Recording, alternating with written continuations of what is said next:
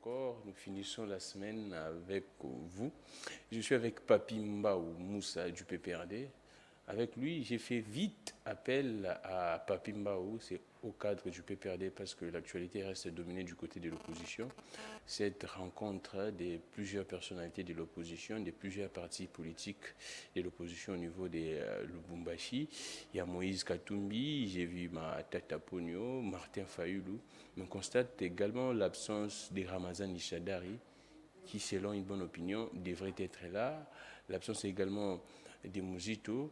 J'ai fait appel à Papimba pour nous expliquer pourquoi est-ce que le PPRD ne fait pas partie, ou soit ils sont ensemble, ils sont des cœurs en esprit, on ne sait pas comment il va nous expliquer, il va nous donner beaucoup plus de détails sur ça, pourquoi est-ce qu'on n'a pas vu Ramazani Emmanuel Chadari au niveau de Lubumbashi, le secrétaire permanent du PPRD. Nous allons également parler, je sais qui se passe au niveau de l'espace Grand Katanga. En général, parler également du point de presse, ce soit le séjour du président suisse qui est ici, Bercier, où nous avions assisté, nous avions nous tous suivi cette conférence de presse entre les présidents et les présidents suisses. Notre président Félix-Antoine Tshisekedi qui dit pas question de dialogue politique avec les M23. Si ces gens-là sont vraiment des Congolais, pourquoi est-ce qu'ils nous tuent et tuent leurs compatriotes? Nous allons parler de ça avec Papimba. Pourquoi ne pas évoquer également la question des élections et prendre également cette proposition de loi concernant l'interdiction de consommation en public des animaux, des compagnies, les chiens, les chats, la vie également des Papimbaou. Nous allons également épiloguer sur cette question. Il y a cette histoire de Francine Mouyumba avec Patrick Kanga. C'est vrai, c'est une histoire privée, mais il y a tellement, on en parle dans les réseaux sociaux, ils sont tous, j'espère, du PPRD jusqu'à preuve du contraire. Pourquoi est-ce que ces gens d'attaque, est-ce c'est vrai, est-ce c'est un complot? Nous allons placer un mot, parce que c'est de l'actualité, on en parle. Francine Mouyumba a tweeté hier, elle dit que c'est un complot orchestré par leurs détracteurs. Merci beaucoup à Fia Lungela, merci à Dani, merci à vous tous et merci également à ceux qui nous font confiance matin, midi, soir. Papi Mbao, en forme, comme toujours. Oui. Les partis, va bien. Requinquin. Requinquin. Oui. PPRD. Comme d'habitude. Toujours avec le sénateur à vie. Qui autre encore, si ce n'est pas lui? Alors, Papi Mbao, on commence. L'actualité reste dominée du côté de l'opposition. Cette rencontre de l'opposition, la première des questions, vous étiez informé de cette rencontre? Vous étiez au courant de ça? Qu'il pourrait y avoir une rencontre au niveau de Lubumbashi entre les personnalités de l'opposition? La première des questions d'abord. Oui, très cher Grammic, je suis très ravi de m'avoir posé cette question-là. Il faut bien définir les mots et circonscrire au moins l'idée et ce qu'on voulait communiquer sur la place publique. Être informé n'est pas synonyme d'être invité. Être informé n'est pas synonyme d'être invité. Oui. C'est-à-dire? Donc cela veut dire que nous ne sommes pas invités à participer à ce que tu veux nous poser comme question. Comment ça? Des leaders de l'opposition qui se réunissent, comment ils ne font pas appel à un grand parti politique de l'opposition qui a beaucoup plus de députés? Et là, on doit se le dire, les PPRD. Ce n'est pas le docteur professeur Ramazan Ishadari qui devait demander l'invitation pour qu'il soit invité. Et puis, il faut circonscrire les choses. Ici, on parle de l'opposition ou on parle de la résistance. Il y a une différence entre l'opposition et la résistance. Exact. Et vous, vous êtes où? De l'opposition ou de la résistance? Nous sommes opposition même institutionnelle. Opposition institutionnelle. Exact. Et ceux qui se sont réunis au niveau de Lubumbashi, ils sont de qui? Je n'ai pas reçu mandat de répondre à leur endroit. Mais qu'est-ce qui se passe? Apparemment, il n'y a pas entente. Apparemment, il y a mésentente entre vous, de l'opposition institutionnelle, et ceux qui se réclament de la résistance. Non, il n'y a pas mésentente. Qui a dit qu'il y a mésentente? Est-ce que vous avez suivi, ou soit vous avez lu un communiqué officiel de notre part, soit de la part des résistants, en disant qu'il y a mésentente entre nous? Mais les gens vous suivent, ils sont en train de comprendre les langages que vous voudrez avancer ici. Comme quoi? Quand vous dites que vous n'êtes pas mandaté, c'est vrai qu'officiellement vous ne faites pas partie, mais quand vous dites c'est là, apparemment... Mais oui, c'est tout à fait logique, ça serait amoral qu'aujourd'hui, moi, je sois sur la place publique pour parler de l'ECD ou de l'ensemble qui m'a mandaté, qui m'a donné ce pouvoir ou le mandat de parler au nom de l'ensemble ou de l'ECD ou autre parti ou en vol sur la place publique. Non, risque d'être poursuivi. Mais Papi Mbao, en fait, la population vous suit. La population, une bonne partie de la population, on doit se dire, ce sera en train de se retrouver également sur ce qui se passe au niveau de Lubumbashi. Et cette population voudra ce que les PPRD soient également là, que l'opposition fasse bloc. Mais déjà, quand nous allons comme ça, quand vous allez comme ça de l'opposition, c'est-à-dire on constate qu'apparemment l'opposition irait en ordre très dispersé aux élections de 2023 qui doivent être organisées au mois de décembre ici. Très cher Gramic, il est encore tôt, on ne peut pas vous exposer les stratégies politiques de l'opposition aujourd'hui et maintenant là sur la place publique pour en faire usage. Non plus. Je pense que ce qui concerne l'opposition, nous sommes bien structurés, bien organisés. Je pense que les jours à venir, vous allez voir ce qui va se passer. L'opposition serait déstabilisée, surtout quand vous négociez ou vous coopérez avec les hommes sans niveau qui n'ont pas de l'expérience, sans expertise, ça pose un sérieux problème. Vous voulez dire quoi par là? En face de vous, quand vous avez les opposants ou les résistants réfléchis, qui ont quand même un niveau et background, je pense que ça ne posera pas un grand problème. Donc même dans une semaine, ici, il faut se mettre ensemble pour dégager les stratagèmes politiques et scientifiques, j'insiste, ça va vite aller sans inquiétude. Parce que vous allez constater avec moi que non, parmi ceux qui se sont réunis hier, il n'y a pas les opposants ou les résistants qu'on peut trouver à nous aujourd'hui, qu'on est en train de douter de leur titre académique. Déjà, c'est un avantage pour l'opposition. Alors, donc que la population se calme, rien n'est exclu, les rapprochements entre les PPRD et les blocs Fayoulou, Katumbi, Fayoulou, Katumbi, Matata, c'est ça, rien n'est exclu de ces rapprochements. Je pense que le PPRD, c'est un vieux parti parmi tout le monde que tu m'as cité les noms. Le PPRD. Est-ce que c'est un problème d'ancienneté ou bien c'est un problème de combat politique? Vous êtes dans un même combat pour mettre dehors ces régimes. Mais c'est ce que je dis. Dans un combat, il y a des tactes qu'il faut appliquer pour gagner le combat. Mais les tactes-là est lié aussi à l'expérience et l'expertise. Exactement. Or, l'expérience et l'expertise est liée aussi à l'ancienneté. Exactement, je suis totalement d'accord. Mais si je te dis que le PPD, c'est un vieux parti parmi tous ceux que tu me cites, tu vas contredire par rapport à quoi? Et aujourd'hui, même si on peut parler en termes institutionnels, après nous, on pouvait parler de l'ensemble, et après avoir subi les coups institutionnels qu'il a subi avec le régime Tshisekedi, où ils sont allés adhérer, je pense qu'ils ont quand même quelques représentants au niveau de l'Assemblée nationale. Je pense que ça ne pose pas un sérieux problème. Le PPRD, c'est un grand parti qui peut fédérer plusieurs autres pour trouver une solution. Mais c'est ça même le problème, Papi Mbao. Quand vous pensez que non, chacun pense que c'est lui qui doit fédérer les autres. Déjà hier, on a constaté ces problèmes de communication. C'est-à-dire, là, on doit se dire, nous sommes des journalistes et nous observons. Les gens des Katumbi ensemble ont communiqué en mettant, j'ai des affiches, mais je ne les balancerai pas, en mettant Katumbi au centre. C'est comme si c'est Katumbi qui fédérait. Et ils ont donné cette image dans la communication. Non, des leaders de l'opposition se sont réunis autour des Katumbi. On voit également du côté des Fayoulou, on parle que non, c'est Fayoulou qui est en train de fédérer tout ce monde-là. Et vous ici, vous dites que non, les PPRD, c'est un grand parti, il peut fédérer. On constate qu'il y a un problème de leadership qui règne actuellement au sein de l'opposition. Chacun veut se faire leader de l'opposition. Non, c'est clair. Le leadership ne se déclare pas, ne se décrète pas d'une manière cavalière. Le leadership sévit.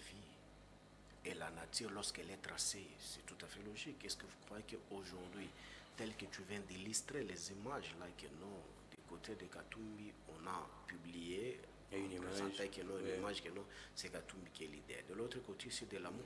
Moi aussi, j'ai vu ça. Est-ce que tu crois aujourd'hui qu'on trouve aussi l'image de Joseph Kabila dans cette immoralité? Où tu vois l'image. Pourquoi tu fais ces moralités? Mais non, on doit quand même se respecter. Lorsque nous sommes ensemble, il doit y avoir une vision commune. Exactement. Qui doit faire l'objet de la lutte que nous sommes en train de mener tous. Mais comment est-ce qu'on peut se jouer des coups bas? De l'autre côté, on présente X, et de l'autre côté, on présente Y. C'est ça les problèmes. Non, ce n'est pas ça. Moi, je pense que peut-être ce n'est qu'un problème comme de la communication, mais cela n'empêche une organisation soudée pour bouter des hommes, M. Tchekedi. Ici, moi, je parle en tant que kabiliste. Le leadership de Kabila n'est pas contesté parce que parmi tout le monde qui se sont réunis, Kabila les a gérés. Parce que je me parle. Sauf Fayoulou. Non, Fayoulou a été élu sous régime Kabila. En 2006. En 2006, oui, quand il était à l'Assemblée provinciale recevait la bénédiction de qui? A été installé aussi avec la bénédiction de qui?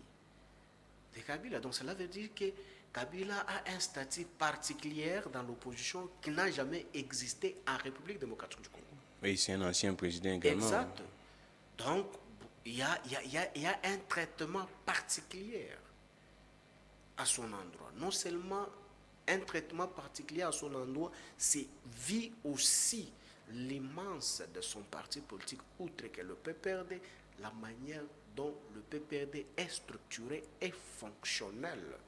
Je pense qu'aujourd'hui, ça ne se discute pas, et moi, je ne peux jamais me roger les leaks ici sur la place publique, vous dire que non, il y a un problème. Non, ce n'est que des petits problèmes. Et ce qu'on vend, ce n'est pas ce qu'on est. Même ce qui s'est passé avec les images que tu fais allusion, ce n'est pas ce qui est la réalité, peut-être qui s'est passé hier.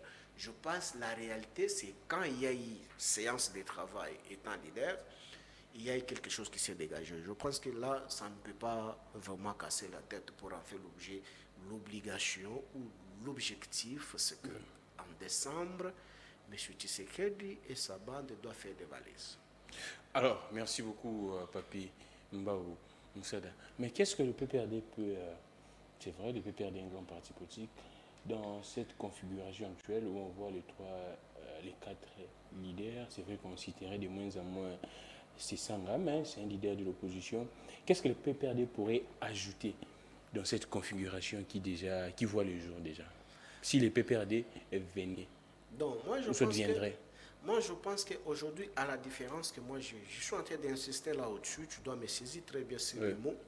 Je dis, à la différence de l'opposition d'hier et aujourd'hui, il y a une nuance et il y a une grande différence que je te dis que non, l'actuelle opposition composée avec des titres incontestables, avec des têtes bien faites, qui prennent même pourcentage pour lever dans l'opposition, je pense qu'il n'y aura pas une incompréhension pour dégager une solution durable.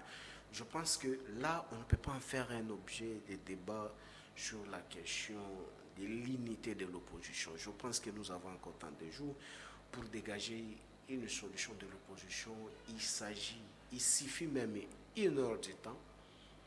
Les intellects se réunissent autour d'une table, on va se dégager. Alors, merci beaucoup, Papi Mbaou. Mais les PPRD, actuellement, vous êtes à quel niveau? C'est vrai que vous n'allez pas dévoiler vos stratégies. Vous êtes à quel niveau de la préparation? C'est vrai que vous aviez boycotté les processus électoraux, mais actuellement, vous êtes à quel niveau? Vous êtes en train de réfléchir comment actuellement? Si on organisait des élections au mois de décembre, vos militants ne se sont pas enrôlés, vous allez faire quoi? C'est ça même la question. Et c'est ça même, je ne sais pas si c'est pour ça vous n'étiez pas invité, parce qu'on se pose des questions en se disant, si les élections se tiendraient au mois, normalement, comme nous l'exige la Constitution, si les élections se tiendraient dans les délais au mois de décembre, et que le PPRD actuellement, vous n'aviez pas de carte d'électeur, c'est-à-dire des passeports, vous allez faire quoi? Très cher Gramic, c'est le PPRD qui a donné naissance à ce que vous me parlez des cycles électoraux. C'est nous l'organisateur principal, c'est nous le législateur de la dite constitution en exercice aujourd'hui. Donc, nous le savons très bien, lorsqu'on commence ici, on va chuter par là. Nous sommes en politique. Donc, nous ne sommes pas venus blaguer et nous ne sommes pas venus accompagner les gens pour faire des choses qu'on ne maîtrise pas. Lorsqu'on s'est décidé sur la place publique à ne pas s'enrôler, on sait où on va en finir avec cette histoire. Ça ne vous gêne pas et ça ne peut pas vous tracasser. On s'assume, on est responsable de notre décision, les jours à venir, vous comprendrez au moins pourquoi est-ce que le PPRD avait refusé de s'enrôler. Vous voulez que nous, qu'on puisse s'enrôler pour aller élire qui? Un chef coutumier? Vous avez des images avec vous dans vos téléphones où vous avez vu même au Kasaï qu'on est en train d'enrôler des mineurs de 9 ans, 8 ans, 7 ans et 5 ans, même 6 ans. Mais vous voulez que nous, qu'on puisse accompagner cet imposteur? Non, ça c'est un régime délicatesse qu'on ne peut jamais accepter que ça puisse nous anarquer. Je pense que notre décision est purement politique et technique. Et aujourd'hui, quand vous regardez tout ce que nous avons dénoncé, vous êtes dans nos bottes parce que ce que le PPRD a exigé hier, aujourd'hui vous êtes en train de le vivre. Mais nous, on avait demandé seulement au régime en place en disant que nous, le principe sacro-saint soit seulement respecté. Nous y allons avec vous. Mais aujourd'hui, la dite technique que vous faites allusion, qui va organiser les élections, est composée comment? Est-ce qu'on a respecté le principe? Vous voulez que nous, les législateurs qui avaient légiféré cette loi, qu'on soit anarqués par les amateurs que nous avions gérés hier? Mais Papi Mbao, que la population retienne quoi? Donc s'il y a élection au mois de décembre, actuellement, le PPRD n'y participera pas. C'est ça, en fait, je te dis, la réalité. Gramique, nous sommes politiques. Les élections que toi, tu dis que s'il y aura, heureusement, c'est dans la supposition que tu es en train de parler parce que tu n'as pas l'affirmation. Mais les pouvoirs rassurent, Papi Mbao. Non, attention, nous sommes Les politiques. présidents rassurent, Denis Kadima rassure. Non, attention. Vous voudrez que nous puissions croire à qui? Non, Kadima, écoutez, je te rappelle sur le point de presse de Kadima. Kadima dit quoi? Pour l'organisation des élections, tout d'abord, il n'y a pas l'argent. Pourquoi? Parce que l'argent qu'on l'avait donné, c'était pour les élections. Mais l'identification et enrôlement, on n'a jamais décaissé l'argent. Et il a utilisé l'argent qui était censé d'utiliser pour autre chose, pour l'identification. Et cet argent On venait d'ajouter de l'argent. avait déjà terminé sans que l'opération touche de sa fin. Donc, on venait de rajouter l'argent. On va ajouter que l'argent aussi longtemps, les opérateurs réclament le salaire qui n'ont jamais été payés, mais on a ajouté que l'argent. Et Kadima part au-delà en disant que non, la lire vont nos choses, on va se confier dans la main des politiciens. Il s'agit de quels politiciens?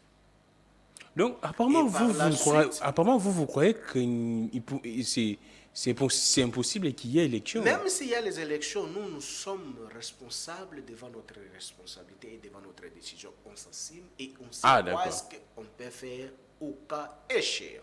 Je pense qu'aujourd'hui, même le même M. Tshisekedi a dit ça devant vos médias en disant que la lire vont une chose, ça risque d'hypothéquer l'organisation ou la tenue des élections. Les M23 se retirent déjà. Et non, ça, il ne faut pas même entrer parce que je pense que c'est parmi les choses que tu as... On craignait l'insécurité à l'Est et là, mais les vous avez M23 se retirent déjà. Vous avez donné la solution. Ils se retirent déjà. Est-ce que la souveraineté de l'État est constatée à l'Est de la République? Là où tu nous parles de la fiction des retraits du M23. Oh, c'est la fiction. C'est une fiction. C'est une fiction. Je m'en souviens de ce que je dis. Les M23 ne sont plus à Bunagana, on le sait, nous tous, non? Mais si le M23 n'est plus à Bunagana, qui gère Bunagana aujourd'hui? L'EAC. L'EAC, c'est la République démocratique du Congo. Nous faisons partie de l'EAC. Non, écoutez. Les traités et accords internationaux dominent sur nos lois du pays. Donne-moi un pays où il s'est passé la manière dont ça se passe chez nous en République démocratique du Congo, où la souveraineté n'est pas constatée, n'est pas assurée par les autochtones. On constate que non, ce sont les étrangers qui dirigent là-bas. C'était dans quel pays? Vous vous rendez compte que non, aujourd'hui, le M23, quand on parlait des mouvements terroristes, quand les terroristes quittaient le M23, est-ce que c'est le mouvement terroriste qui quittait le M23? Ce que tu as vu avec tes yeux, est-ce que c'était le mouvement terroriste? C'est une armée bien identifiée qu'on a constaté qui quittait la République démocratique du Congo. C'était quelle armée? As-tu déjà vu dans le monde où un terroriste aussi, avec des chars de combat, des autos blindés, des porte-chars? Mais ils achètent, non? Mais un terroriste. C'est vrai que c'est interdit dans le monde et que ces gens-là achètent. Par principe de terrorisme, il y a les actes que les terroristes posent qu'on ne peut pas les comparer avec ce que nous sommes en train de dire.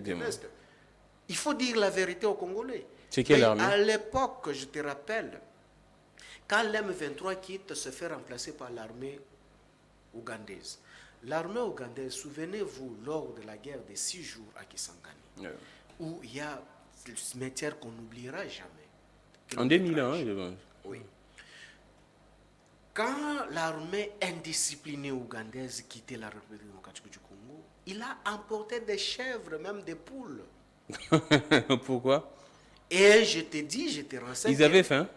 Mais quand une personne prend une poule qui ne l'appartient pas, c'est un voleur. Ah, d'accord. Et je te renseigne ici que même mon collègue Aristote Ngari, à l'époque là, il était encore là-bas et il s'est fait vite vider leur bétail de sa grande-mère par l'armée ougandaise. Mais je me pose la question, aujourd'hui, si une armée indisciplinée comme celle-là pouvait piller systématique le bétail... Les temps évoluent, non, Papi Mbao? Non, je suis en train de développer. Des commandements évoluent, des commandants évoluent. L'armée reste de la même armée de la République là que je cite.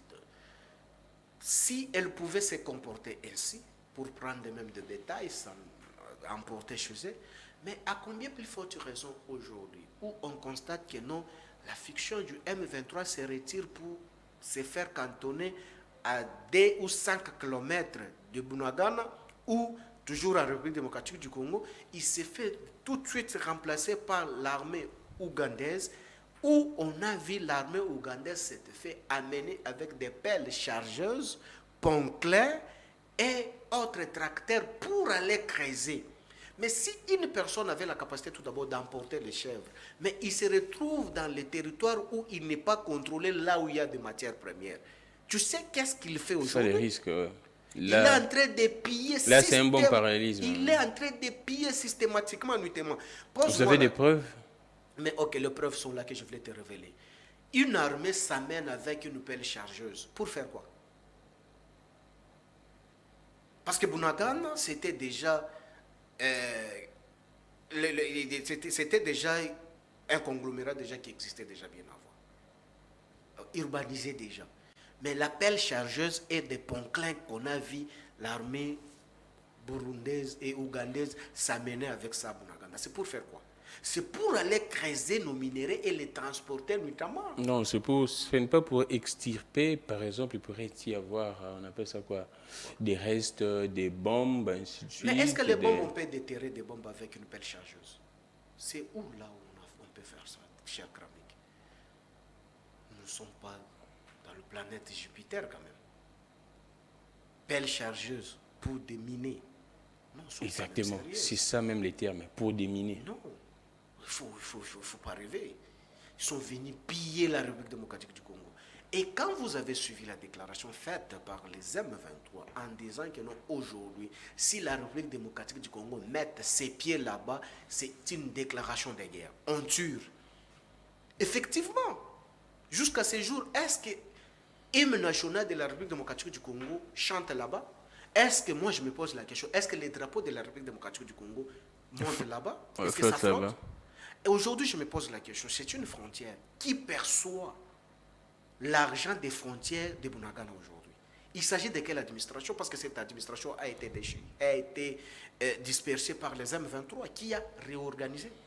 Il y a, on appelle ça quoi? L'EAC, c'est déjà une zone de libre-échange, non? C'est-à-dire qu'il y a... Mais EAC doit remplacer la souveraineté de l'État, de la République démocratique du Congo. Donc c'est l'EAC qui perçoit maintenant les impôts et les taxes du territoire. Mais c'est gravissime. Et quand tu regardes même les contingents là qui s'est fait injecter aujourd'hui à l'est de la République, vous allez constater que non, c'est ça la balkanisation qui s'est fait constater. Parce que vous avez constaté avec moi que non, c'est déjà reparti. Quand vous allez regarder, Burundi gère un secteur, Rwanda gère un secteur, Sud-Soudanais gère un secteur. Quand vous arrivez aujourd'hui à Maniema, il n'y a pas la guerre. Commencez tout d'abord par Kisangani. Kisangani, c'est sud-est. Il n'y a pas la guerre. Mais l'EAC est allé faire quoi à Kisangani? Où les Boyomé et Boyomé, il s'est fait constater que non, la présence de l'EAC à Kisangani. Pour faire quoi? Essayer de contrôler, non? Il pourrait y avoir ces gens qui se cacheraient. La carte est si claire. La carte est si claire. C'est quoi la carte? Regarde la carte géographique de la République démocratique du Congo. C'est quoi la Congo, carte? quand on regarde la carte géographique de la République démocratique du Congo, qu'est-ce qu'il y a à voir avec Kisangani? Sur ce qui se passe à l'est de la République.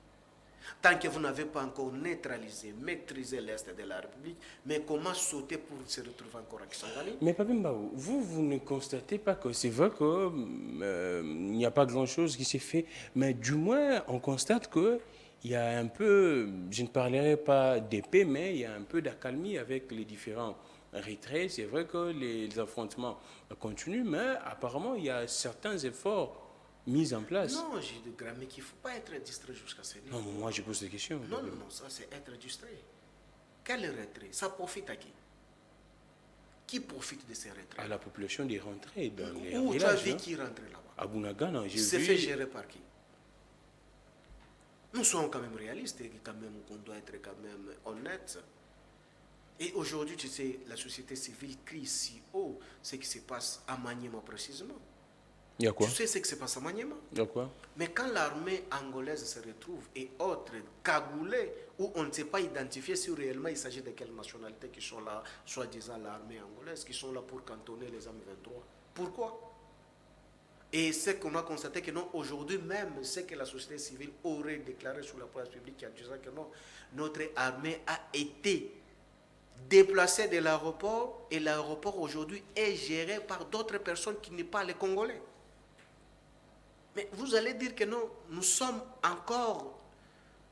Donc la gestion des républicains est au rendez-vous.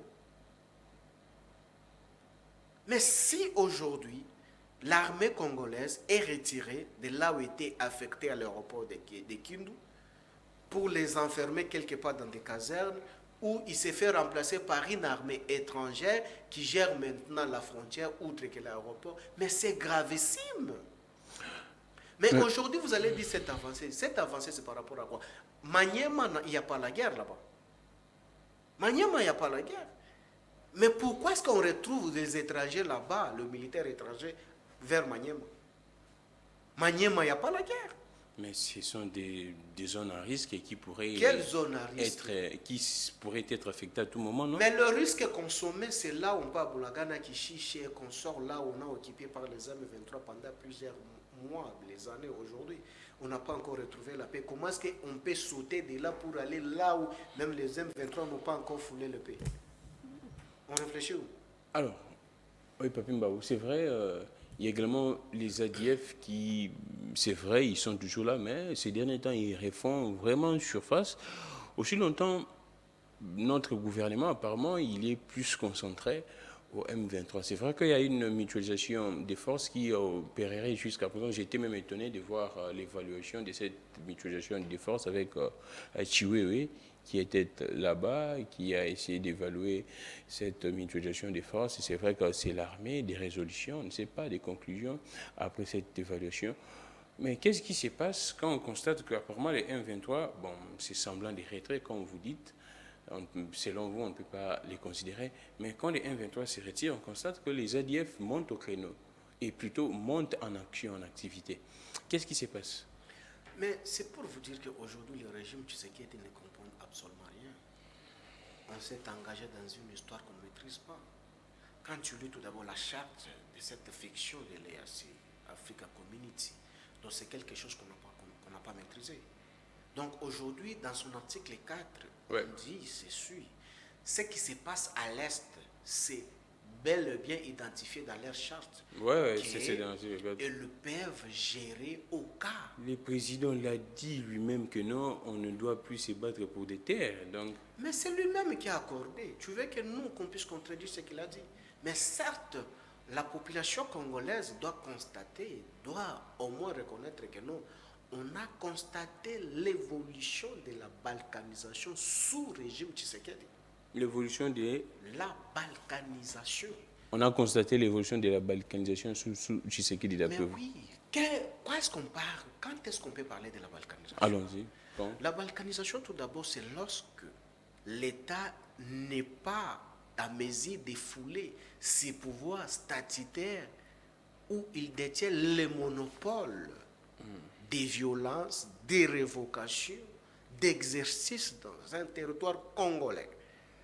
Aujourd'hui, dites-moi, est-ce que la souveraineté congolaise est constatée aujourd'hui à Bunagana, Kishiché, Rutshuru et tous ces environs qu'il gère? Et je me pose la question, vous qui me posez la question sur l'Est de la République et sur les M23, vous allez constater avec moi que non, aujourd'hui, quand les contingents sont arrivés, des Ougandais et autres, comment se fait-il que on peut expliquer que non, l'armée supposait de donner quand même une solution à la population congolaise, mais on a constaté qu'ils étaient en train de festoyer avec les M23. C'était partant par quel principe? Quelle a été l'occasion? Quelle a été la coïncidence? Ou soit c'est quoi? Les gens que vous êtes venus déloger, mais vous êtes en train de festoyer avec. Moi, je pense que c'est une aventure. M. Tshisekedi n'a pas bien compris ce qui se passe à l'Est de la République, parce que M. Tshisekedi ne maîtrisait pas Kakuta, ne maîtrisait pas Kagame, encore moins d'autres pays qui sont tout autour de nous. Quand vous regardez ce qui se passe aujourd'hui, la vision est allée au-delà pour balkaniser, aller Kisangani, pour aller même jusqu'à Tanganyika, là où on parle de l'empire Imatuchi. C'est ça l'idée. C'est ça l'idée principale. Est-ce que le régime en place comprend au moins cela? D'accord. Merci beaucoup, Papimba. Nous allons évoluer. Si je ne lis pas ça, je vais oublier.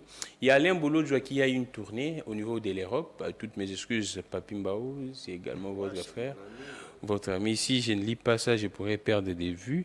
Il m'a envoyé ces messages. Il m'a demandé de lire ça pour l'attention de la diaspora et qui adulte beaucoup Alain Bolodjoa. J'ai lu, c'est un peu un long communiqué. Les présidents du parti les battent, lèvons-nous et bâtissons. Monsieur Alain Bolodjoa organise un périple en Europe à partir de ce samedi. Donc ce samedi, Alain Bolodjoa atterrit en Europe. Lobby samedi, Alain Bolodjoa atterrit en Europe. 15 avril 2023 pour rencontrer la diaspora congolaise et certaines autorités européennes dans le but de faire connaître la vision du parti. Il atterrira à 13h juste à l'aéroport des Anventen. Un bus est prévu devant l'hôtel Ton, avenue du Boulevard 17, 1210 à Bruxelles, place Rogier, pour les membres et sympathisants. Les rendez-vous est fixé à 11h juste. Donc à partir de 11h juste, bah en Belgique pour que bah accueillir Alain Bolodjoa dans la vingtaine parce qu'Alain Bolodjoa a 13h juste. Les bus quittera l'hôtel pour se rendre à l'aéroport à 12h juste et précise. Veuillez s'il vous plaît être à l'heure. Bino bato tout bonimbo yamba Alain Bolodjoa bo sepela na yo aleka na émission biso ozala na za vingtaine, ozana Paris, ozana na Allemagne, on tambola pinda na espace Schengen. Le programme du président Alain Bolodjoa durant son séjour en Europe est le suivant. Le 15 avril, arrivé en Belgique, 13h du 15 au 18 avril, rencontre avec les organisations de résistance. Le 18 avril, arrivé en France. Le même 18 avril, le président Alain Bolodjoa va faire une rencontre avec des organisations de résistance. Du 19 au 21 avril, participation à la conférence de l'UNESCO sur le réchauffement climatique. Le 22 avril, rencontre avec des organisations de résistance.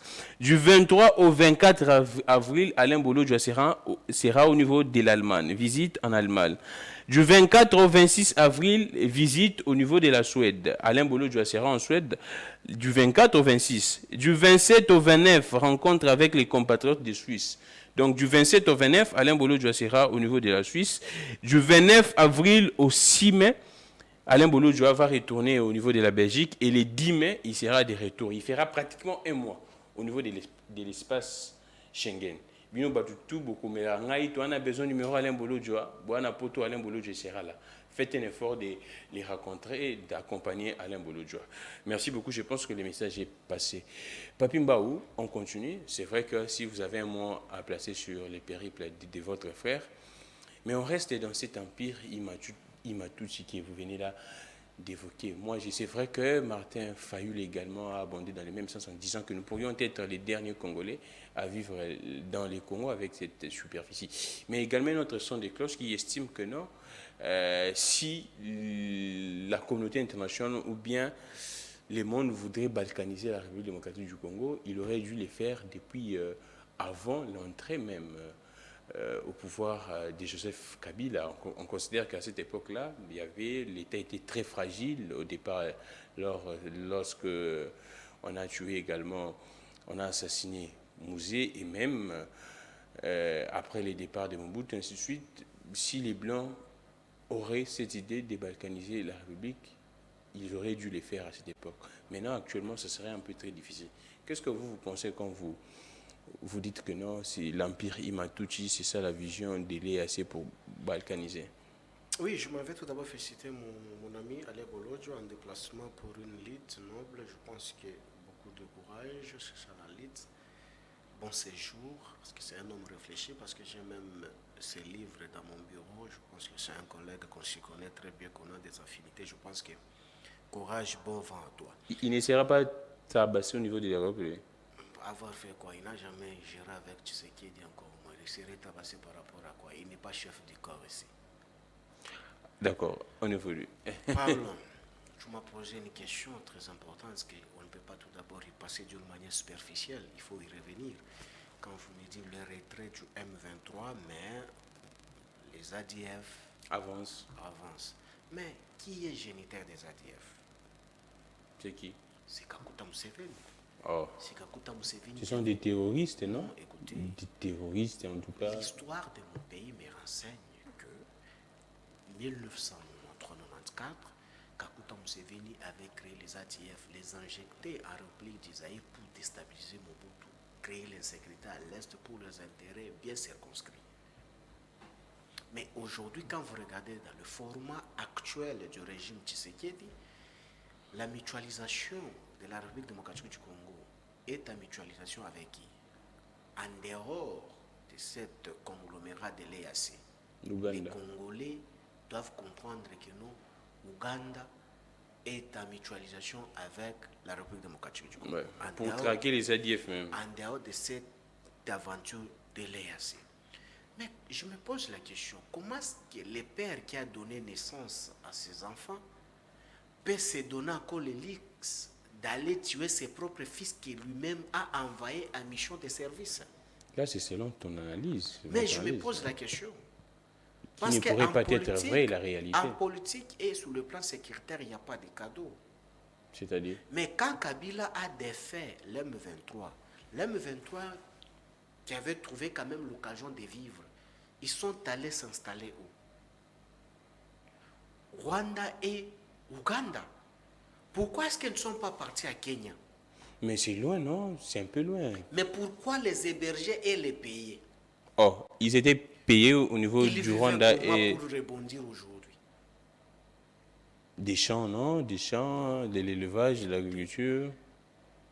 Mais des travaux champêtres. S'ils étaient congolais, qui les a donné les droits de sol pour cultiver là-bas? En fait, ils étaient déplacés, je pense. Non, c'est pour vous dire que non. Lorsqu'on vous dit que les M23 ne sont pas les Congolais, vous mettez toujours des doutes. Le droit des sols est réservé au naturel. Mais si les M23, si restons dans la même hypothèse, ou soit même syllogisme que vous avez évoqué, que non, ils vivaient du champ. Le champ là, ils avaient planté quoi? Qu'ils avaient donné l'argent pour les semences. Et qu'ils avaient accordé l'espace. Parce que ça supposait que ce sont des rebelles. Les rebelles ont leur traitement. Des réfugiés un peu de ces gens. Des réfugiés. Oui. Tous les réfugiés qui sont là, ils ont des champs. C'est ça la grande question. Quand même sérieux. Il s'agit de quelle nature de réfugié? Un réfugié militaire. Il est tenu de rigueur de tout mouvement. Mais il a droit quand même à la nourriture. Mais la nourriture, il y a l'organisme qui organise la manière dont il faut les servir à manger. Exactement. Mais aujourd'hui, ils ont repris avec une force pour traquer et assiéger la République démocratique du Congo pendant une année et demie. Or, c'est un mouvement qui a été défait en 2013. Mais partant par quelle motivation? C'est tout simplement pour dire que non, le régime Tshisekedi s'est engagé dans un tunnel où il ne savait pas l'issue des sorties. Ah, C'est ça. Mais, Parce qu'aujourd'hui, ce qui se passe à l'Est, ne vous en faites pas, très cher frère. Ne prenez ça pas avec la légèreté. Hein. Allons-y. On est en train de piller le Congo d'une manière systématique. Où la République n'a pas même mise sur cette gestion de l'EAC. C'est gravissime. Est-ce qu'aujourd'hui, vous étant journaliste, pourrez-vous poser la question aux gens du régime, quel est le cahier des charges de l'EAC? Ils sont là pour combien d'États et la mission est quoi? Parce que ça doit être connu par la population qui est consommateur de premier degré. Cahier des charges, c'est quoi? C'est pour combien de tireurs? Le fait des routes, c'est quoi? Mais ici, nous sommes presque au 8e, si c'est 7e fait des routes signé pour le cesser le fait, qui ne s'est jamais exécuté. Et j'étais illustré ici, on a constaté que l'EAC se retrouve même aujourd'hui à Kisangani, là où il n'y a pas la guerre, je parle de Manième, là où il n'y a pas la guerre, mais on a constaté la présence des étrangers militaires pour retrait de nos militaires qu'on est en train d'humilier chaque jour. Mais je me pose la question, pourquoi est-ce que le régime ici est en train d'humilier chaque fois, à tout moment, nos voyants militaires? Alors, c'est vrai qu'il y a beaucoup de choses, c'est vrai que dans 1h30, on ne saurait pas tout parler. Mais on prend les présidents devant les présidents suisses, il dit qu'il n'y aura pas de dialogue politique avec les M23. Aussi longtemps, le Conseil de sécurité même a demandé à la RDC de dialoguer. Il y a cette délégation du Conseil de sécurité qui était ici, qui demande à notre gouvernement de dialoguer. Là, le président, il lance un message fort à la communauté internationale que pas question de dialogue politique avec les M23. Si ces gens-là, ils sont des Congolais, comme ils le disent, ils les prétendent, pourquoi est-ce qu'ils sont en train de tuer leurs propres frères? Comment est-ce que vous réagissez? Là, vous applaudissez, du moins, des deux mains. Applaudir, il n'a rien dit. Oh, il a dit quoi? Mais quand le président boude, refuse, rejette la proposition de la communauté internationale. Il a dit la vérité. Il dit qu'il n'y a pas question de négociation ou politique chez vous. Politique. Est-ce que l'armée qu'on est en train de tuer là, ce sont des partis politiques qui tuent nos frères là-bas à l'Est de la République? C'est-à-dire? Nous ne sommes pas irréfléchis quand même. L'M23 est scindé, est subdivisé en deux. Il y a une partie politique et une partie armée. Mais la partie armée est dirigée par la partie politique. Mais c'est ce que je dis. Ouais. Mais lorsqu'il dit qu'il n'y a pas de négociation politique, donc nous n'avons pas besoin de la négociation politique, nous avons besoin des aspects sécuritaires. Mais ça part des négociations politiques, non? Non. Non, je suis trop clair ce que je suis en train de parler. Allons-y. Attention, en communication, lorsque la forme, vous ne l'attirez pas attention, vous êtes à côté. C'est de même quand vous avez une loi de fiction, qu'on vous a dit que non, des pères et des mères, il y a des boire à manger. On en parlera à la fin. Mais et quand on vous dit des choses, que vous pouvez faire glisser quelque chose qui doit ouvrir des brèches que vous ne saurez pas fermer. Et on vous emballe dans cette distraction des mots. Attention, toi tu es journaliste formé, attention à ce qu'on parle de figures, de style. Allons-y. Lorsqu'on parle, il n'y a pas question de négociation politique. Je suis tout à fait d'accord. On ne va pas négocier politiquement, mais on va négocier comment? Parce que lui-même prône toujours avec lui que non, on ne peut pas combattre la diplomatie agissante. Donc, lorsqu'on parle de la diplomatie agissante, donc... La nuance à faire alors, là, c'est là où vous me coupez l'herbe sous les pieds. Quelle est la nuance à faire quand le président, au niveau... C'était où, je pense? C'était au niveau des Comores, hein? Oui. Ou soit à l'île Maurice, je pense. Où le président a dit qu'il n'est pas, en tout cas, dans cette logique de la guerre. Mais là, il dit que non, il n'y a pas question de négociation politique. La nuance, c'est quoi? La diplomatie, c'est quoi, en fait? On ne comprend pas. Il y a confusion maintenant. On ne comprend pas ce qu'il veut communiquer. C'est pourquoi je dis, faites très attention en communication. Donc, tiens-moi les mots que j'utilise. Je sais de quoi ce que je communique. Ah, c'était au Comores.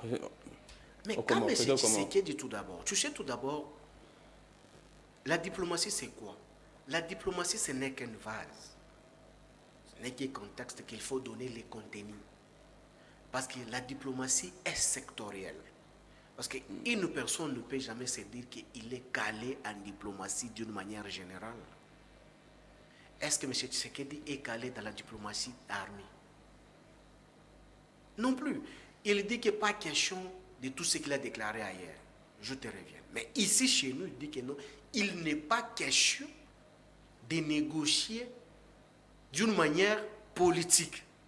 Mais là, il nous avait dit que non, c'est la diplomatie. Mais comment se fait-il que tu te prétends être diplomate sans négociation, sans pourparler? Parce que la diplomatie incarne tous ces aspects-là, les pourparlers et la négociation. Mais ici, il n'est pas question de négocier politiquement avec les M23. Mais au moins, nous sommes forts en diplomatie et la diplomatie agit. Mais ça, c'est la sorcellerie. Ça, c'est la sorcellerie. C'est la sorcellerie. Mais oui, ça, c'est une contradiction maléfique. La diplomatie peut être agissante comment aussi longtemps tu ne négocies pas, tu ne parles pas. Mais quand les présidents parlent de négociations politiques, ce n'est pas pour dire que non, dans le baron nalinga là pour que des gens comprennent. Topé ça va on va poste toko ça va on a gouvernement. Certainement, ça serait ça que le président voudrait transmettre comme message. C'est-à-dire qu'ils ne feront pas partie de la gestion de la res publica. Très cher. Est-ce que les M23 ne sont pas au gouvernement? Oh, il y a des M23 au gouvernement. Mais Macron, quand il est arrivé ici, il a dit quoi? Il a dit quoi? Tu nous taxes, nous, la France, que nous sommes derrière les M23, mais c'est toi qui nommes les M23 qui sont avec toi? Est-ce que c'est Chader qui a dit ça? Tu peux écouter ça, moi. Non, suis quand même. Macron, il avait déclaré quoi? Il nous a révélé que non, c'est toi qui nommes les M23. Je veux réauditionner. Il faut réauditionner. Mais écoutez. Les propos de Macron. Écoutez, très cher Kamik. La population n'a pas besoin d'être informée d'une manière paradoxale, ou soit en termes de parabole. Nous ne sommes pas dans une église où Jésus-Christ pouvait prêcher dans parabole pour que les gens puissent discerner spirituellement. Non plus.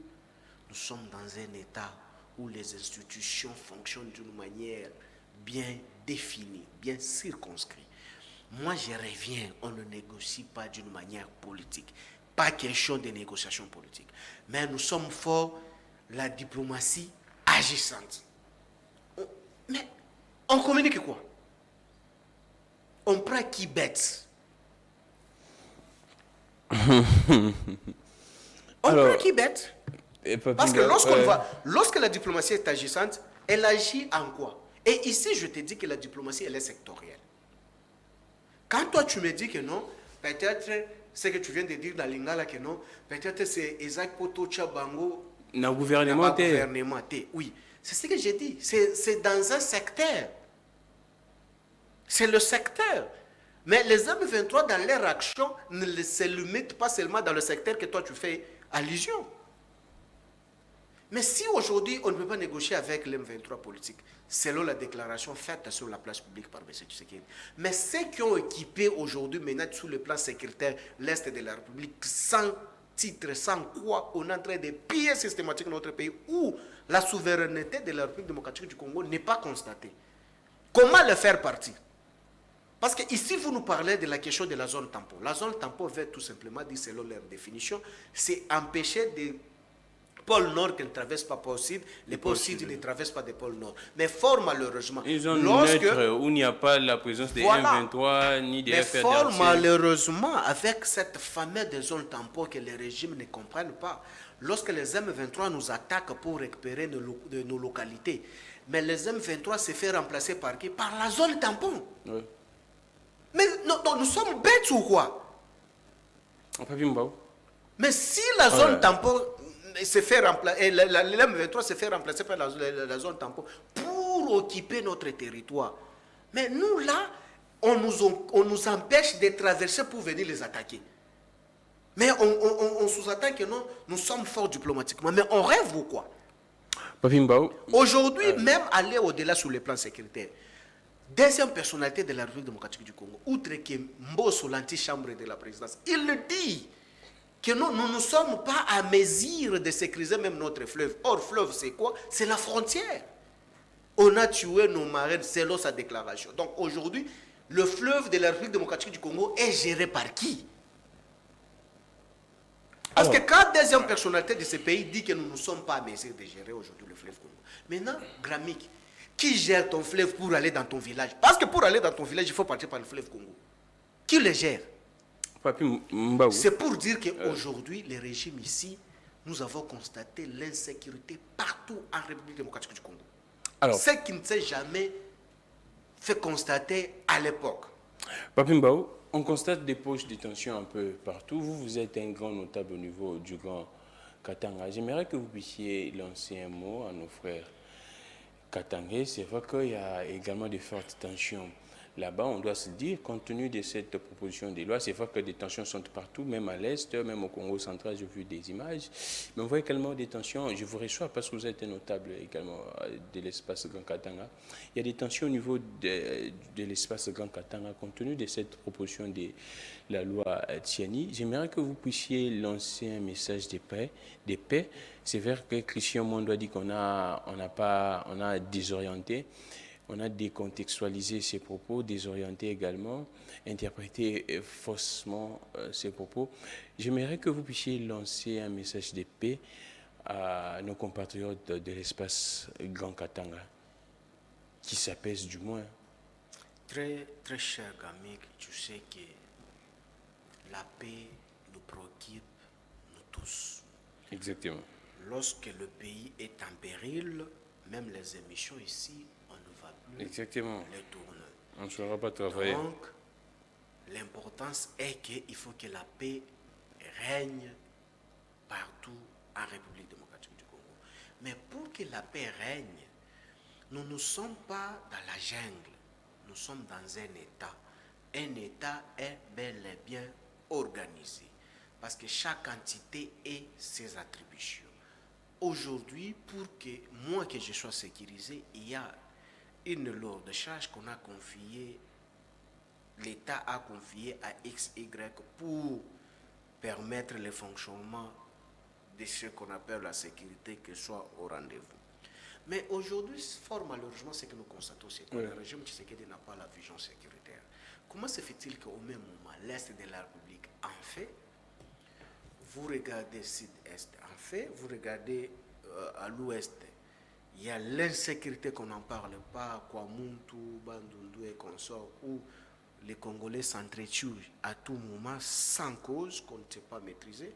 Soudainement, vous constatez aussi au Katanga aujourd'hui, le Katanga est invivable aujourd'hui. Est invivable. Le Katanga à cause de quoi? Est invivable parce que l'insécurité qui gangrène la dite province n'est pas à démontrer encore pour crier parce que c'est déjà vivable aujourd'hui.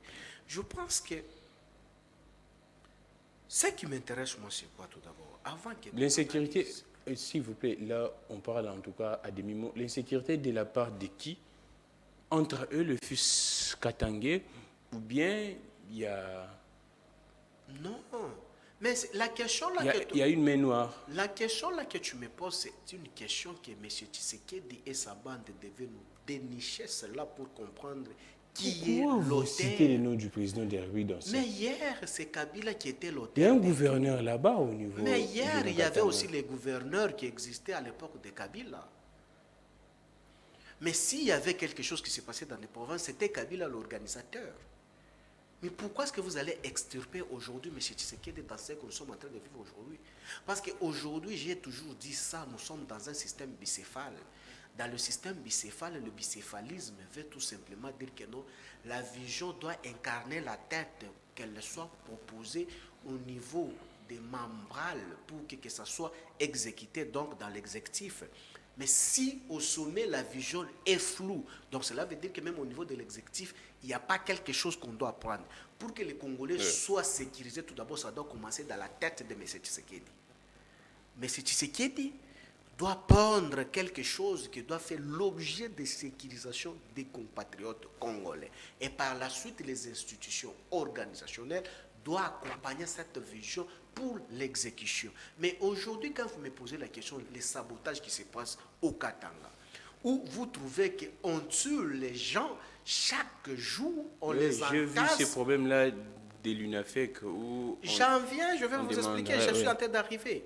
Vous trouvez que 5-6 personnes dans un même sac entassées, on pas des fausses communes. Pas même fausses communes, on les jette en pleine ville, urbanisée, éclairée. Dans des rivières, on parle de rivières. Éclairée. vous trouvez qu'il y a des sacs. Et vous allez trouver qu'il y a des barrières de contrôle, c'est soit disant, parce que même dernièrement, quand j'étais là, vous avez trouvé qu'il y a des barrières de contrôle. Mais à 50-100 mètres là où il y a des barrières de contrôle, vous trouvez qu'on a jeté des cadavres. Je suis allé même dernièrement, même non loin de la résidence de celui qui représente M. Chilombo à la dite province du Haut-Katanga, on a jeté des corps non loin de chez lui à la maison. Si même dans la superficie... On a jeté des corps non loin de la résidence du gouverneur. Météo, moi j'ai une famille là, monsieur, je sais de quoi ce que je parle. On jette, mais si même dans cette superficie, les assaillants ont la possibilité d'aller jeter des corps sans vie, qu'on ne les attrape pas, combien plus forte raison on peut encore aller au-delà? Mais aujourd'hui, est-ce que le service est en train de travailler pour dénicher cela, comprendre qui cause ces désolations au Katanga? Aujourd'hui, Katanga est invivable. Mais quand vous regardez dans le régime Tshisekedi, allez seulement à l'aéroport. Chaque avion, il y a le membre du régime ici au Katanga. Oh. Chaque avion. Dans chaque avion, il y a. Dans chaque avion, ils sont là. Mais là où vous êtes chaque jour pour vos missions, que vous-même vous savez pour vos intérêts, Lualaba, Okatanga, Tanganyika, vous êtes là chaque jour aussi connaît. Mais créez quand même, fonctionnez de sorte que non, là où vous allez chaque jour, que vous soyez aussi en sécurité. Vous êtes là pour puiser, mais à ne pas créer la sécurité. Comment arriver dans une maison où vous mangez chaque jour, mais il y a l'insécurité, vous avez le pouvoir, vous êtes dans l'incapacité d'accorder la sécurité de la maison où vous mangez chaque jour. Mais dans des voyages, là, normal, il faut y arriver. Mais trouver la solution au problème des Katangais, ça devient un sérieux problème. J'ai suivi encore un plateau spécial sur Télé 50, Jean-Marie Kassamba, où il y avait certaines sociétés civiles colorées en disant que non, ils sont venus jeter le fleur sur le fonctionnement des Kaboul et qu'on sort l'unité Katangais Kassaye. Mais non, ce n'est pas dans le média que vous allez faire cette publicité-là. Il y a le pouvoir habilité de faire cela pour remettre l'ordre. Si vous envoyez même ces gens-là qui viennent ici, vous payez les billets pour les amener ici à Kinshasa pour venir passer sur Télé 50 sans ancrage. Toi, tu crois qu'après avoir parlé comme ça au Katanga, on a cessé de tuer les gens? On doit cesser de faire des déclarations que nous avons tous suivi, les gens, des vidéos, ces élections Katanga, tout ça. Donc, moi, j'en appelle à la conscience de M. Chilombo de faire très attention avec la lire, vont des choses dans des provinces d'une manière qu'on ne maîtrise pas. N'intimidez pas le pouvoir, hein, c'est vrai. Non, papa, nous sommes patriotes. N'intimidez pas alors. Non, attention, lorsqu'on vient dans le média ici, on ne vient pas blaguer.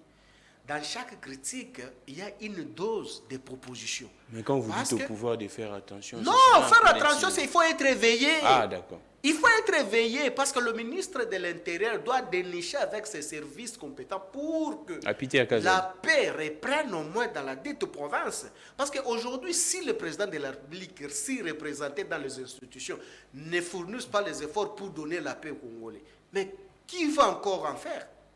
Parce que ce qui se passe aujourd'hui au Katanga, c'est un sabotage unanime. Vous trouvez 5 corps, 6 corps entassés dans un même sac. Tu trouves ça normal?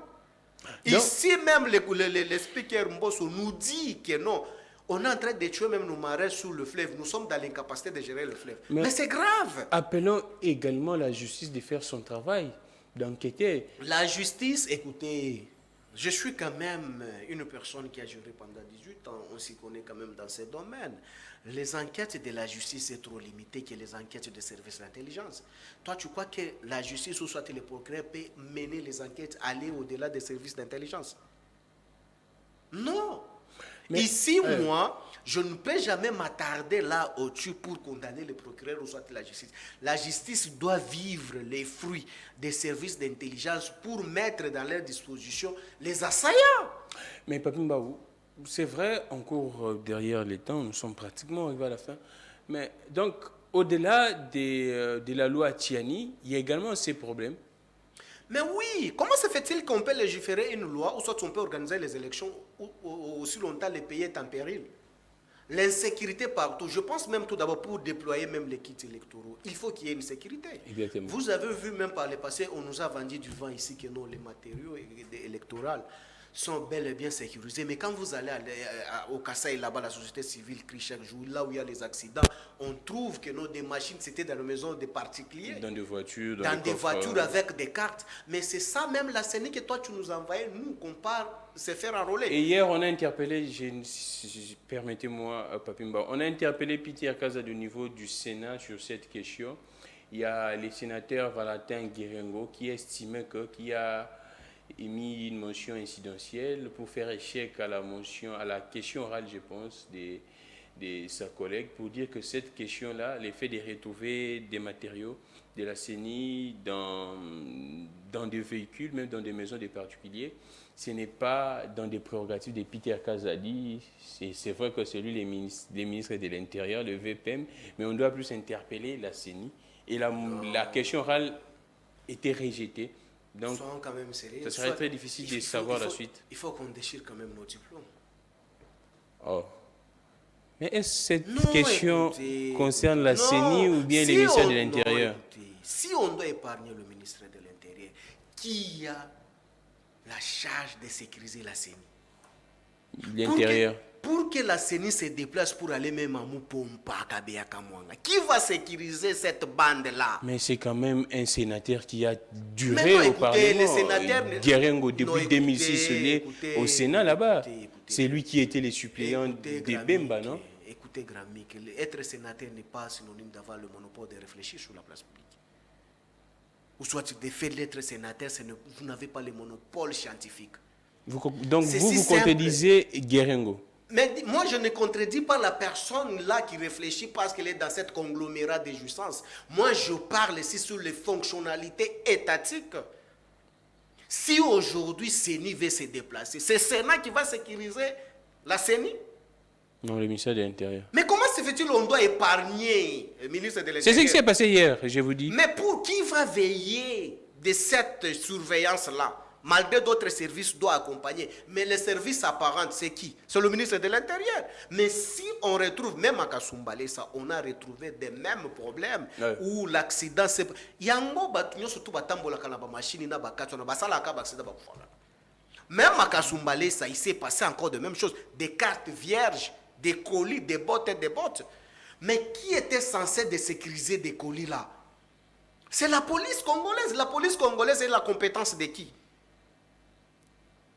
Donc cela veut dire qu'aujourd'hui, en termes de redevabilité fonctionnelle, qui est redevable sur le plan structurel et la sécurité à Congo?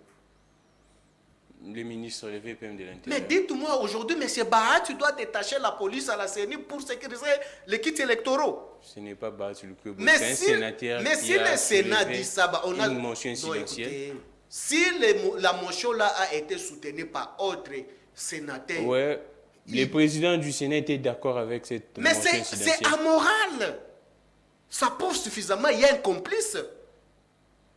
Il y a un complice du régime finissant, c'est de la honte. Mais écoutez, Gramic, c'est ça, tu dois apprendre aussi tes enfants comment est-ce que l'État fonctionne.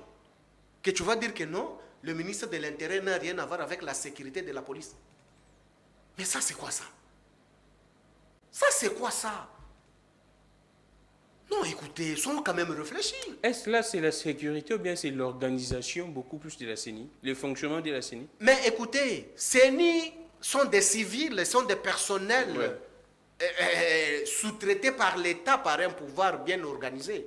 Mais la CENI n'a pas le monopole, la CENI n'a pas le pouvoir de sécuriser quelques biens achetés par l'État. Ah, d'accord. Donc vous voulez que CENI puisse créer une milice qui va créer le bien mis à sa disposition par le gouvernement. Le gouvernement affecte les moyens et le gouvernement y veille et affecte aussi pour la sécurité de ce que lui a affecté là-bas. Alors, pourquoi non, écoutez, pourquoi est-ce que les fameux CENI, tous les animateurs de la CENI sont sécurisés par la police? Qui les a affectés? Papimbaou, c'est vrai, nous tenons à la fin, il y a beaucoup de choses à parler. Écoutez, aujourd'hui, la République, non seulement l'insécurité, il y a aussi l'insécurité alimentaire. non seulement l'insécurité alimentaire, il y a aussi l'insécurité financière. Quand vous constatez aujourd'hui des grèves par-ci, par-là. Oui, exactement. On parlerait qu'il y a un problème de paiement au Mais niveau il des y aura, fonctionnaires. comment est-ce qu'on peut 2 avoir, mois déjà, on dit. comment est-ce qu'on Le peut, Sénat même est dans le Parlement, il y a un paiement. L'Assemblée nationale et le Sénat, c'est ce que j'aurais appris. mais c'est 2 grave, mois, des fonctionnaires, n'en parlons pas. mais c'est grave. On Mais parlerait écoutez, d'un retard, en tout cas. Dans... des retards de 2 mois dans un pays où nous avons le budget de 16 milliards et les assignations débordées à 400%. J'ai suivi également un expert qui aurait révélé qu'il y a faible mobilisation des recettes. Non, il y a les assignations débordées depuis que Kabila est parti. Oui, c'était avant, l'année passée. Les mensonges ne construisent pas. Oh, Voilà c'était des comment... mensonges. Non, l'ennemi de l'homme, c'est le temps. C'est ce que même un artiste... révélateur. Mais oui, c'est ça même un artiste musicien avait dit, c'est que non, hein, Lukuta et un ascenseur. Mais vérité, et un escalier comme vérité yangoyo. Pour payer les fonctionnaires, il faut même aller s'endetter. Dans un budget de 16 milliards. Allez même à la Raskin, tu vas trouver que les gens sont dehors. 4 jours d'assainissement de la ville de Kinshasa. Exact, même la régie là, sont en grève 4 jours, 5 jours aujourd'hui, un paiement. Mais dans un pays où nous avons le budget de 16 milliards. Mais à l'époque là, on avait le budget de 4 milliards tout simplement, mais il n'y avait pas de grève. Mais pas on finit très vite. Mais on sait qu'on finit, moi je suis très déçu. Oui. Si c'est un caïman que j'ai beaucoup de respect, outre qui est sénateur Guérengo, qui a eu à travailler dans les institutions étatiques que je connais bien, qui ont habité dans le quartier de la commune de la Gombe, mais allez pour proposer. Écoutez, à un certain moment, nous les politiciens... Oui, ça s'est passé hier. C'est lui qui a soulevé cette motion incidentielle non, c'est pour gravissime. pour sauver Peter Kazadi. C'est gravissime. On finit vite en tout cas. Je suis désolé avec mon aîné là. S'il peut vendre sa qualité intellectuelle pour sauver l'immoralité, c'est une déception pour moi. C'est pour dire qu'aujourd'hui, les Congolais doivent retenir que non, M. Tshisekedi est dans l'incapacité de les gérer. Merci beaucoup, Papi M. Tshisekedi est dans l'incapacité de sécuriser les Congolais. Moi, je plaide, j'insiste et je persiste. Katanga est invivable aujourd'hui. Et le message est passé par Mbao. Quand vous regardez les criminels arrêtés chaque jour, j'ai des vidéos même. Allez-y comprendre, tous les criminels qu'on arrête aujourd'hui au Katanga viennent de quelle province? On n'entre pas là. Mais non, je suis trop sérieux, écoutez. Si vous n'entrez pas dans ces considérations qu'il vient de quelle province, je suis trop sérieux. On n'entre pas dans ces considérations. Mais non, attention. Tu sais pourquoi toutes les provinces composent le Congo, Papi Mbao. Oui, je suis toutes tout les provinces composent le Congo. Je ne le serai jamais. On n'entre pas dans ces considérations. Je suis d'accord, je vous l'ai dit. Ouais. Pourquoi est-ce que j'ai dit ça?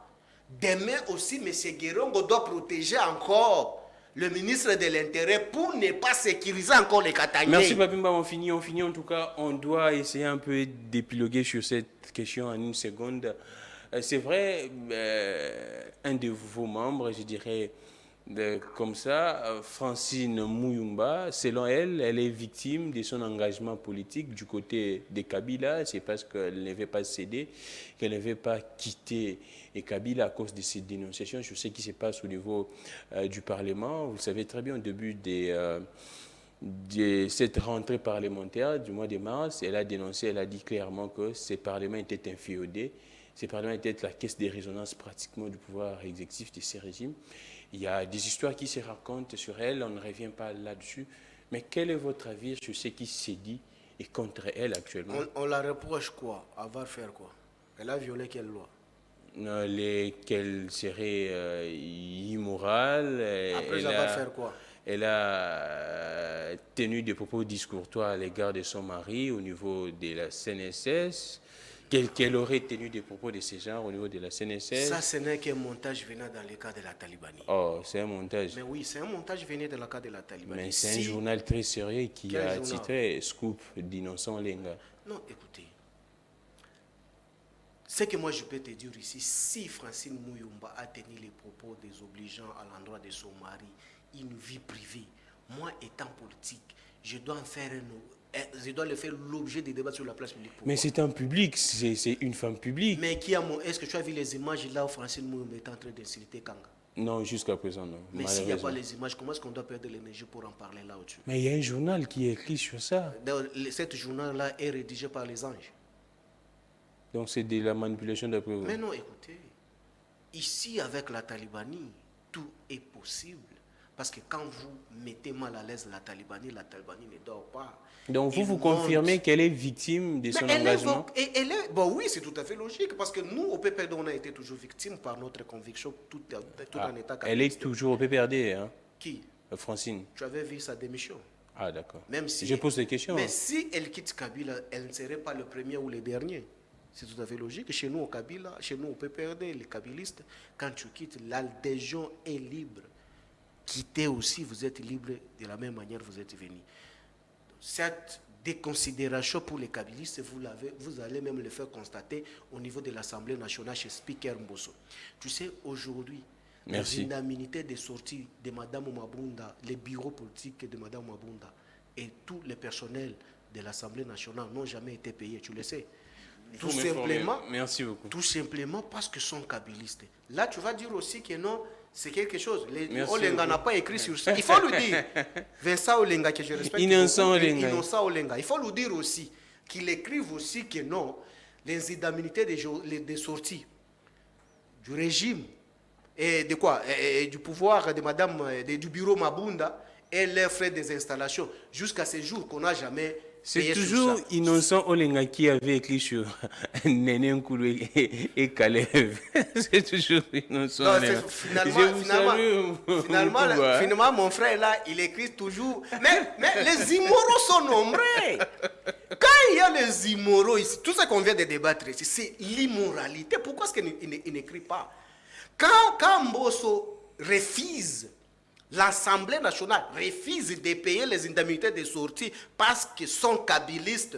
C'est l'immoralité. Pourquoi est-ce qu'Olenga n'écrit pas? Quand Mbosso appelle Geneviève Inagos de venir chez lui, là, il doit écrire aussi. Là, Innocent n'écrit pas. Mais il devait aussi écrire.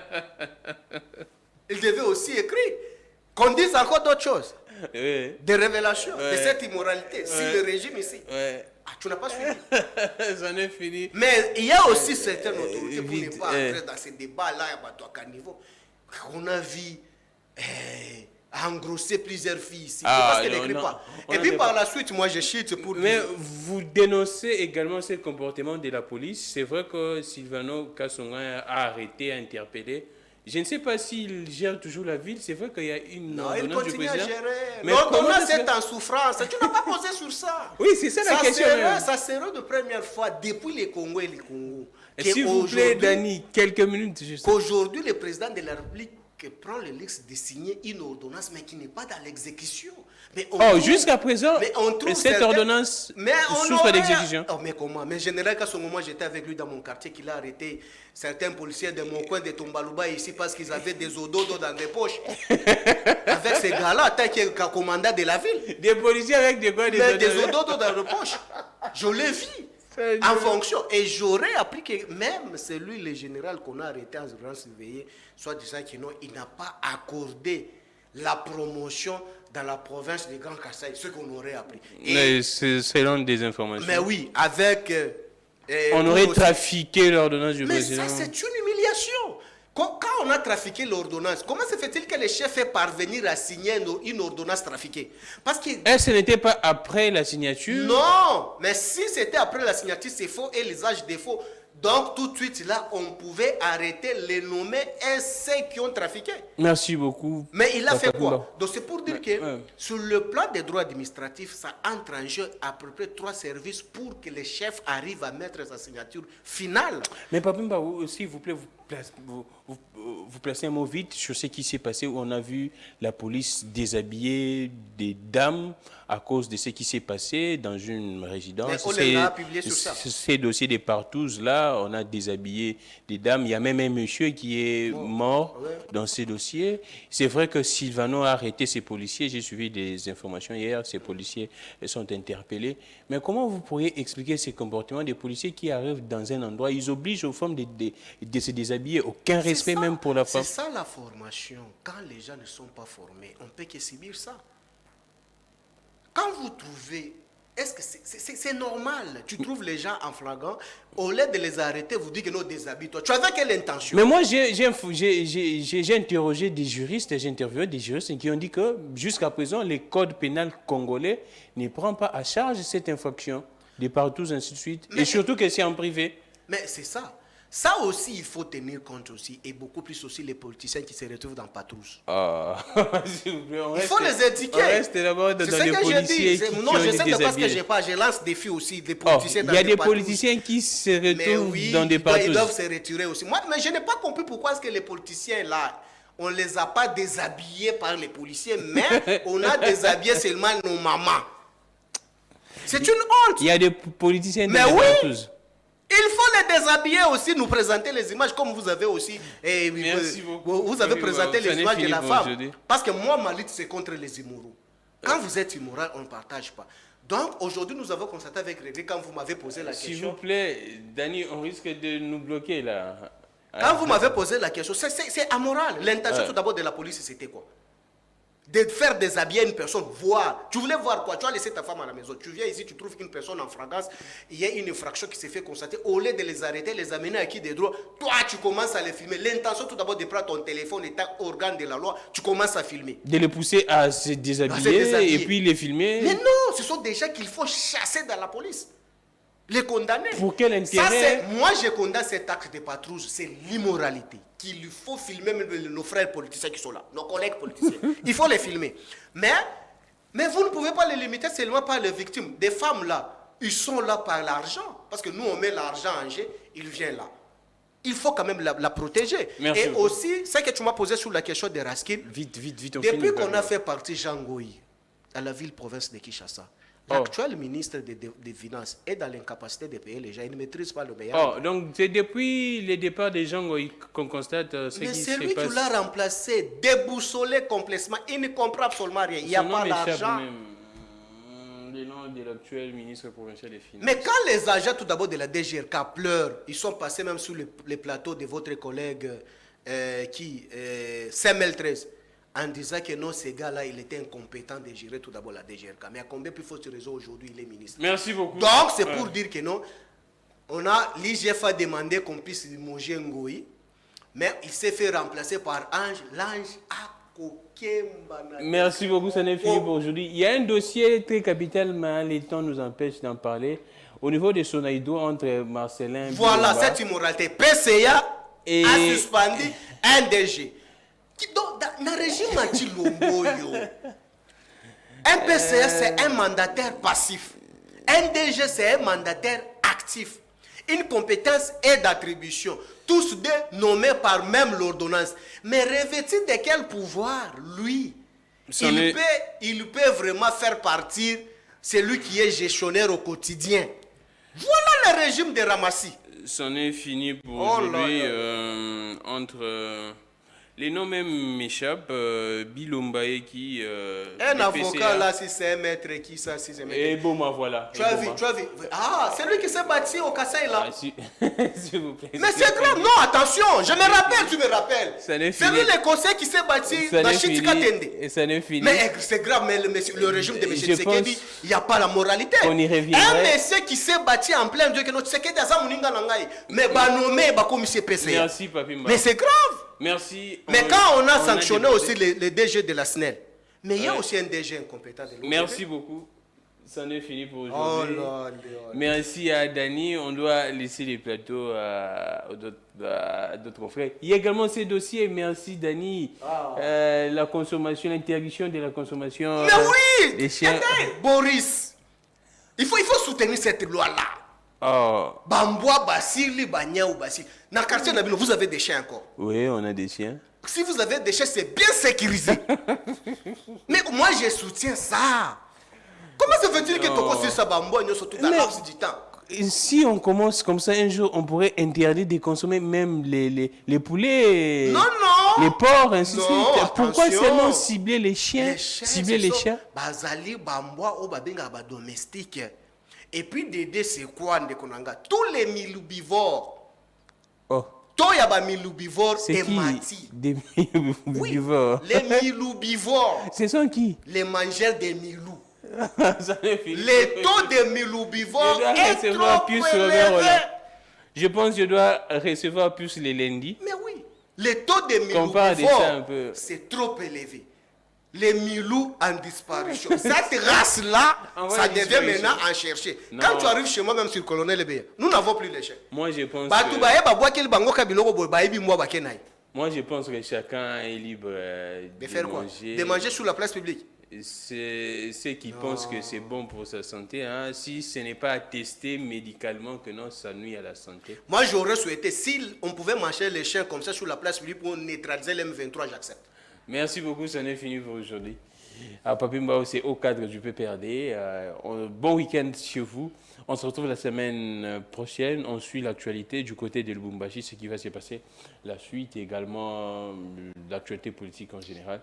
Merci à vous tous. Je salue également la présence de notre dada, Madame Paulette Kimuntu. Je suis Gramig Legon, qu'elle est Dieu de toutes les inspirations. Je la salue aussi, ça fait longtemps. De nous inspirer et de vous inspirer également. Au revoir.